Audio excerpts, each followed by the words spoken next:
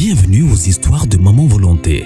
Nous sommes une chaîne qui raconte des histoires vraies, des réalités vécues au quotidien, dans la société en général et en Afrique en particulier. Nous le faisons dans le strict respect des usagers, coutumes et droits humains. Nous réalisons des analyses constructives dans le but d'éduquer, d'informer et de former la masse, car votre éducation, épanouissement et plaisir sont notre devoir. Abonnez-vous et cliquez sur la cloche de notification pour ne manquer aucune actualité en temps réel et surtout, aimez et partagez nos vidéos pour élargir notre communauté. Maman Volonté et les volontaires, ensemble, nous sommes plus forts. Bienvenue aux histoires de Maman Volonté. Aujourd'hui, nous sommes sous l'arbre à palabres pour parler d'un jeune homme nommé Tété.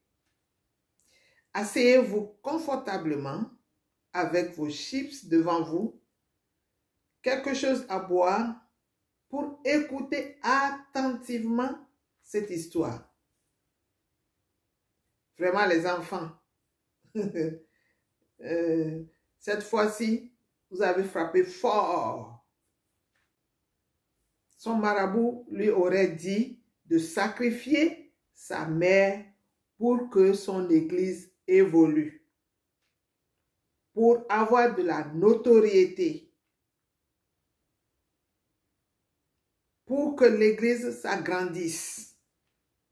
Voilà l'histoire de Tété et de sa maman. Son père ne vivait plus, ça fait longtemps. Sa mère n'est pas une paresseuse. Elle s'est débrouillée, elle a tout fait.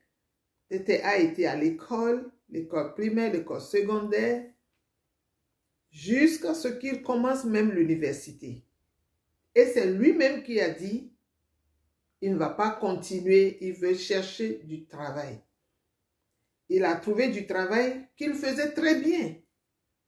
Alors, quand un homme naît, il grandit, il finit l'école, il commence à travailler, qu'est-ce qu'il lui reste à faire? Avoir une femme, faire des enfants, et puis le reste. C'est comme ça que Tété s'est marié et a eu déjà 2 enfants avec son épouse. Il travaillait déjà. À un moment donné, cette fille-là, avec sa folie de grandeur, a commencé à parler à son mari de devenir pasteur.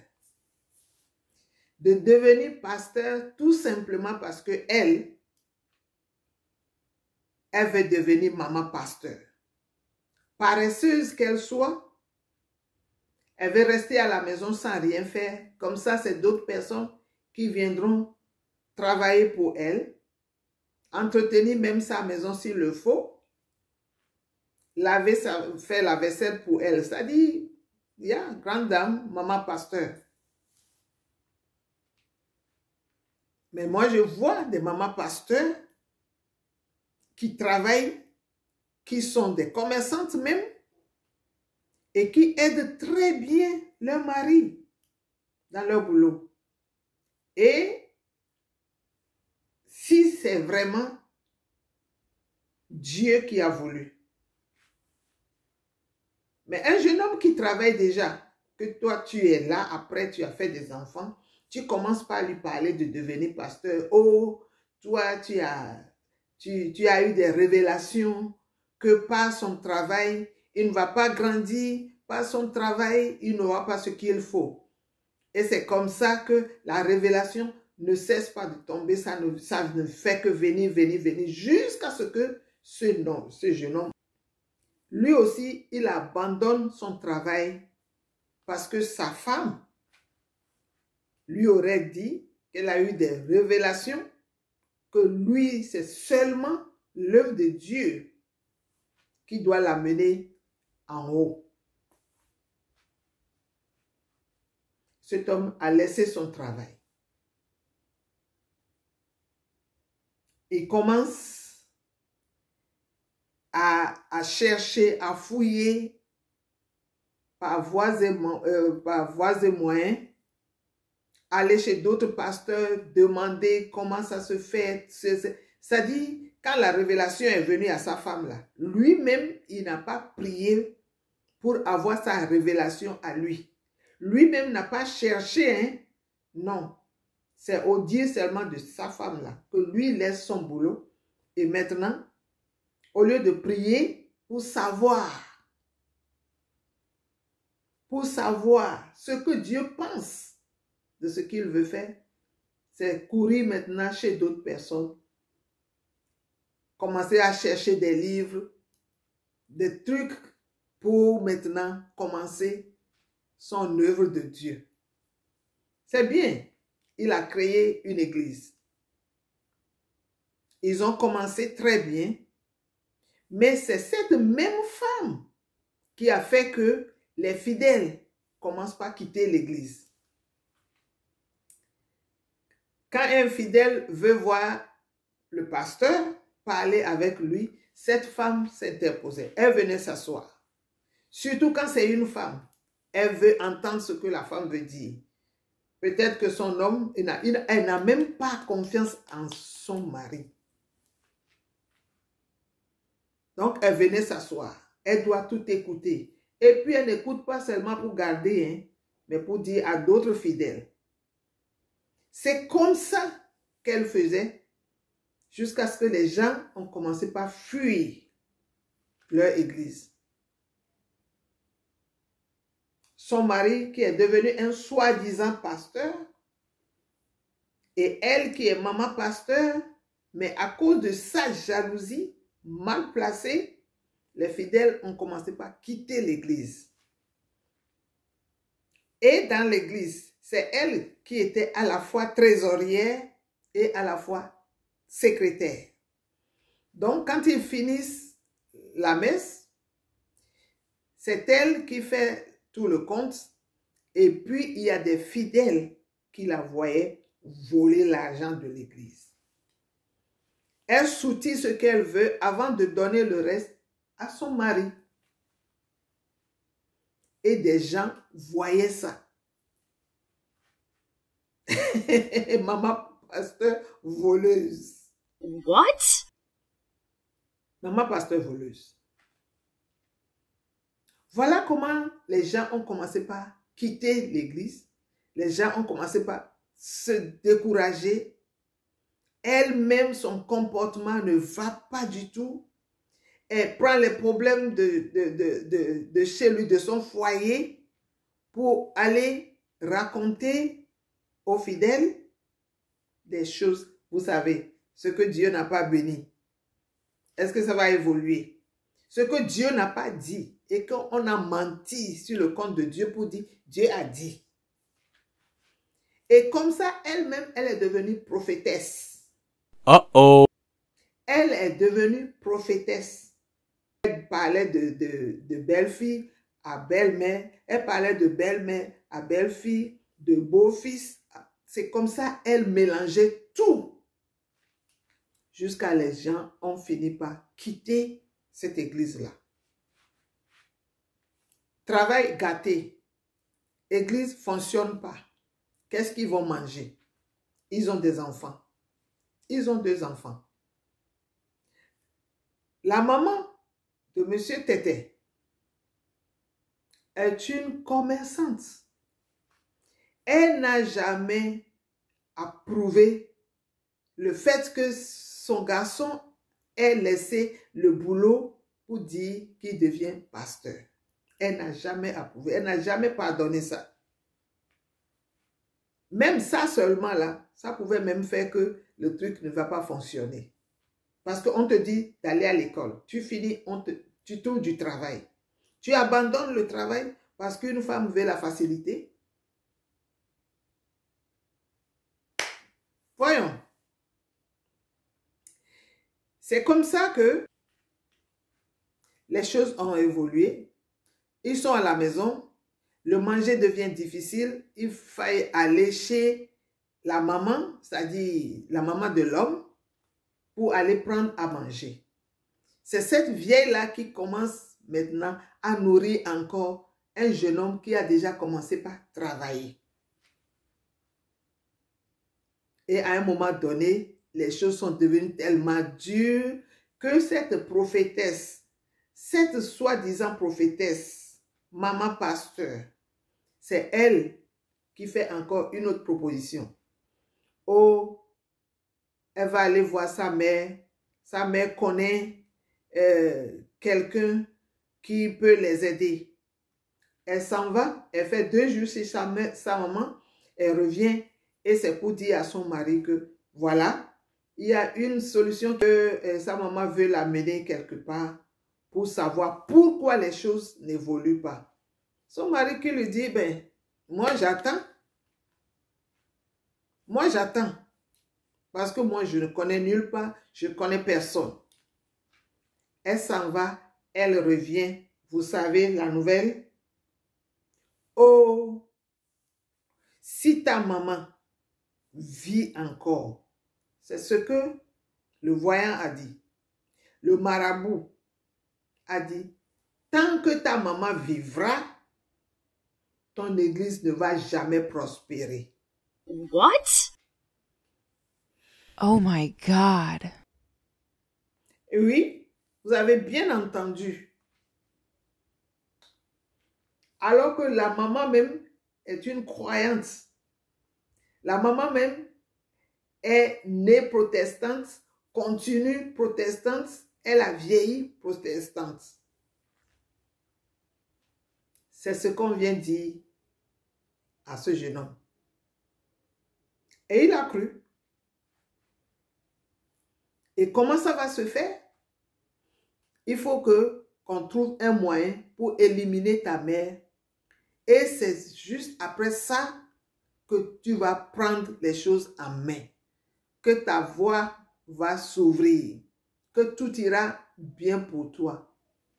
C'est ta mère qui est ton handicap. On dirait que lui-même là, il est devenu dingo. C'est elle qui va encore et qui revient, qui dit, on veut le voir lui-même et parler avec lui. Cette fois-ci, c'est avec lui-même. On l'accompagne et là-bas, c'est le pire. On lui remet un produit. On lui dit, c'est 2 choses. Tu vas sacrifier ta mère.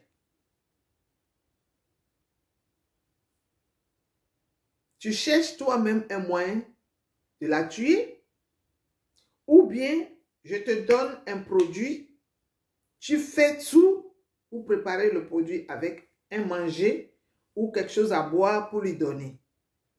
Et tu trouves un moment où personne n'est à la maison avec elle. Sinon, on saura que c'est toi qui es venu lui donner quelque chose à manger ou bien à boire. Donc, n'y va pas si quelqu'un est à la maison avec elle. Trouve-toi un moyen.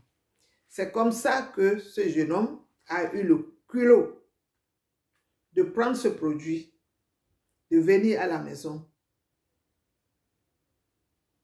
et a tout fait calculer le jour qu'il fallait et a appelé sa maman pour dire à sa mère, maman, je veux bien venir te voir pour te poser un problème. Je voudrais discuter avec toi, mais il faut que tu sois seule. Je ne voudrais pas que tes filles soient à la maison. Donc, fais tout pour rester à la maison. Et puis, moi, je passe, on va en discuter. On va discuter. Ah, maman qui aime tellement son fils, malgré tout, malgré la pagaille, malgré tout, elle trouve l'occasion. Elle dit à son chauffeur d'amener les filles au marché et de rester avec elle. Et quand elle aura fini, elle va appeler le chauffeur pour venir la chercher. C'est comme ça que le jeune homme, le chauffeur est parti avec les filles. Maman est à la maison. Son fils a bien préparé le produit. Attention! On lui a dit, quand il va préparer le produit, il fallait que le produit soit utilisé le même jour. Ça ne doit pas rater. ce qu'il a fait, il a bien préparé. Comme il a déjà parlé à sa mère qui devait l'attendre, il a préparé le produit et il prend la route. Il appelle sa mère. Sa mère dit, je suis là. Mais juste après avoir raccroché, on appelle sa mère du marché pour dire, les contrôleurs des impôts sont venus. Nous avons dit que nous avons déjà payé les impôts, mais ils ont dit qu'ils n'ont aucune preuve. Maman, on a tout dit, mais ils n'ont pas voulu nous comprendre. Est-ce que vous pouvez nous envoyer le reçu? Est-ce que le chauffeur doit venir chercher le reçu? Maman a dit oui. Entre-temps, son fils est en route. Le chauffeur qui prend la route du marché, qui revient chez la vieille se dit, non, il faut que j'aille moi-même leur présenter le reçu et leur dire 2 mots de même famille. Vous savez, quand de ces choses-là arrivent, on oublie même ce qu'on devait faire avant. Le programme est fait avec son fils. Maintenant, à cause de ça, elle est tellement énervée qu'elle a oublié le programme de son fils. Elle s'habille rapidement et elle sort avec le reçu, avec le chauffeur. Elle se présente au marché et puis elle fait ce qu'il y a à faire. Elle a bien lavé les agents, ça dit, les actes. Vraiment, elle a fait ce qu'elle doit faire. Et pendant ce temps, son fils est à la maison en train de toquer. Tout le temps, n'arrive pas à entendre quelque chose. C'est là que son fils appelle encore pour dire, mais maman, je tape depuis là, je suis toujours au portail, mais personne n'ouvre. Tu n'es plus là ou bien quoi? Il faut m'ouvrir le portail, s'il te plaît. C'est là que la maman dit, ah, écoute, excuse-moi beaucoup, il y a eu urgence. Oh, oh.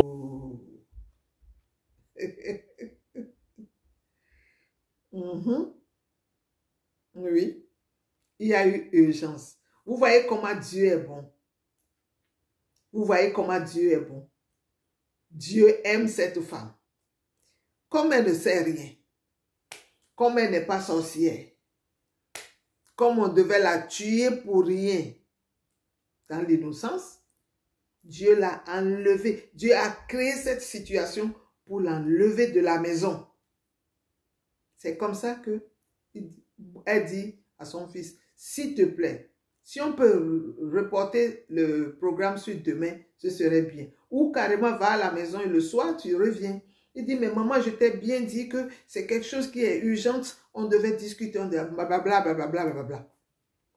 Maman dit, bon, moi, je suis déjà arrivée au marché.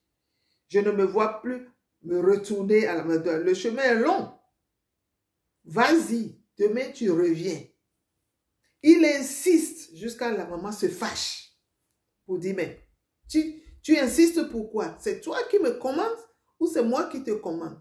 Entre toi et moi, qui est l'enfant et qui est la maman? Ou bien crois-tu que tu es mon père? Paresseux va. Maman dit ça et elle raccroche. À un moment donné,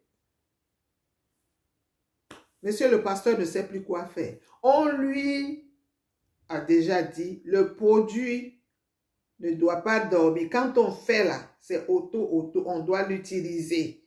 Et si on n'utilise pas ça le même jour, ce qui va se passer, va se passer. C'est lui-même qui va remplacer sa mère. Et si il ne veut pas remplacer la mère, il doit confesser. Et s'il ne confesse pas, il va devenir fou. Voilà. À cause de l'argent.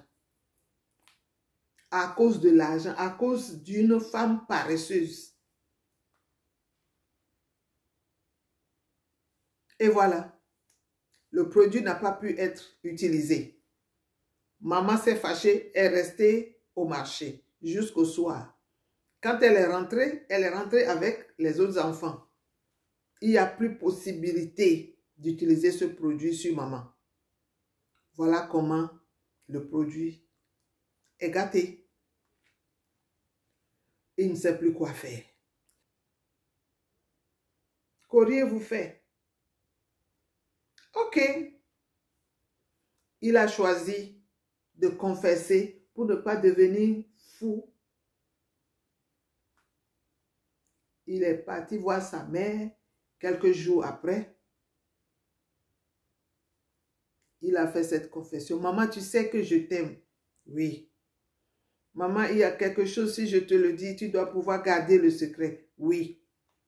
Maman, s'il te plaît, ne m'en veux pas. C'est pas ma faute. Oui. Maman, pardon. Tu sais, j'ai fauté, mais je suis ton fils. Oui. Tout ça, oui. C'est comme ça, il a tout raconté à la maman. La maman dit, tcha! Hey! Donc là où je suis là, il y a de cela 2-3 jours, je serais déjà morte. On t'a dit quoi? Tant que moi je vivrai, tu ne vas jamais prospérer? Oh, merci. Quelle ingratitude. Après tout ce que moi j'ai fait pour toi, après tous les sacrifices, tu as voulu me tuer. Merci beaucoup, j'ai compris. Et tu me le dis maintenant, pourquoi? C'est comme ça, elle a dit, si je ne le dis pas, je vais devenir fou. Ok, maintenant que tu as dit, c'est fini, non? Il dit, oui, c'est fini. Ok, va à la maison. J'ai compris. Toute la nuit, la vieille a dit qu'elle n'a pas dormi. Parce que la vieille même n'a pas raconté l'histoire. Elle a eu peur, elle devait garder le secret, mais elle n'a pas pu garder ce secret. Hein. Elle a appelé sa petite soeur. Elle a appelé sa petite soeur et lui a raconté tout. Il dit, tu sais pourquoi je te raconte ça? C'est un coup raté. Peut-être que ils vont encore répéter.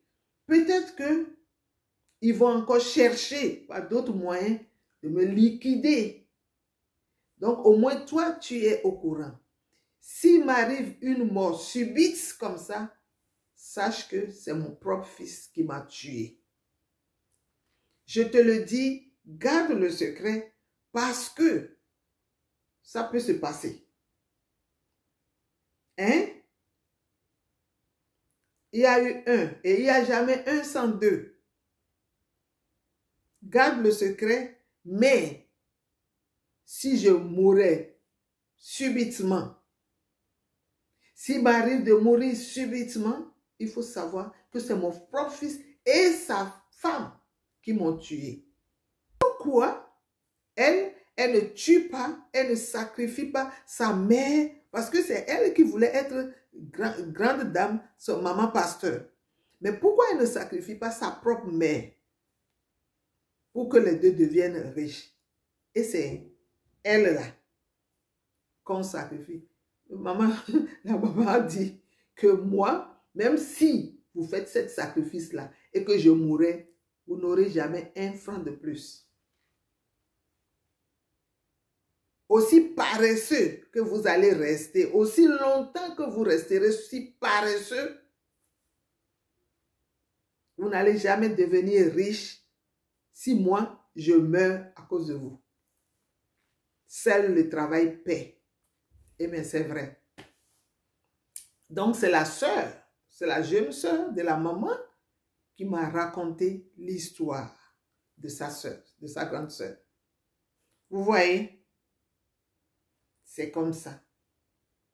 Et quand on est paresseux, c'est-à-dire, quand vous rencontrez une femme paresseuse, elle ne peut que vous pousser jusque dans le gouffre. La femme paresseuse ne peut jamais vous conseiller quelque chose de bien. Et si cet homme-là était intelligent, si cet homme-là aussi n'est pas fainéant comme sa femme, tu travailles. Et c'est ce travail-là qui t'a donné de l'argent pour épouser une femme. Cette femme-là va te dire de tuer ta mère parce que vous devez devenir célèbre. Sa mère est encore vivante. Pourquoi elle ne tue pas la sienne? Vous voyez? Si ceux qui ont mis les garçons au monde là, je ne sais pas si ils ont eu tort. Alors que nos grands, au temps de nos parents, quand on met un garçon au monde, on se dit, après l'été, c'est lui qui va garder la maison. Et que les filles, eux, ils vont aller construire la maison d'une autre personne. Mais aujourd'hui, c'est tout à fait le contraire. Pourquoi vous faites ça? Qu'une femme va te dire, il faut tuer ta mère pour devenir riche. Cette richesse-là allait appartenir à vous deux. Mais pourquoi elle ne ferait pas ça? Si la fausse prophétie, voilà là où ça les a amenés. Aujourd'hui, jusqu'au jour d'aujourd'hui, l'homme n'a pas encore trouvé un nouveau travail. La femme, elle est à la maison, elle ne fait pratiquement rien. Les enfants, bon, Dieu merci que la grand-mère essaye de faire ce qu'elle peut pour eux. Vraiment. Je ne sais pas, vous connaissez déjà la leçon à tirer. Pourquoi vouloir toujours avoir le gain facile? Pourquoi? Pourquoi? Pourquoi vouloir toujours gagner de l'argent par des sacrifices de sang ou d'être humain? Pourquoi? Vous ne savez pas que ce n'est pas tout le monde qui peut partir comme ça. Non. Il y a des gens qui ont l'esprit fort. Et je remercie le Seigneur pour la vie de cette mémé. Je remercie beaucoup le Seigneur. Vous avez vu, vous avez entendu ce qui s'est passé dans cette histoire. Réfléchissez. Réfléchissez. Seul le travail paie. Seul le travail paie. Sur ce, nous sommes au thème de cette histoire que vous allez vraiment m'aider à partager massivement pour sensibiliser les paresseux. Si vous avez aimé cette histoire, likez-la.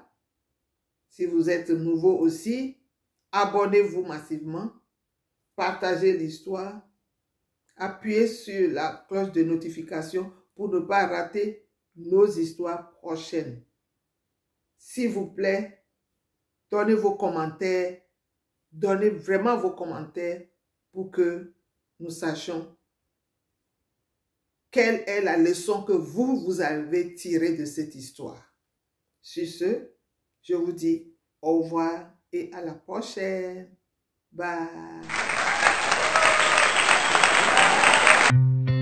Bienvenue aux histoires de Maman Volonté.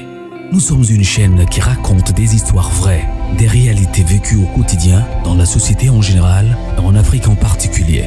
Nous le faisons dans le strict respect des usagers, coutumes et droits humains.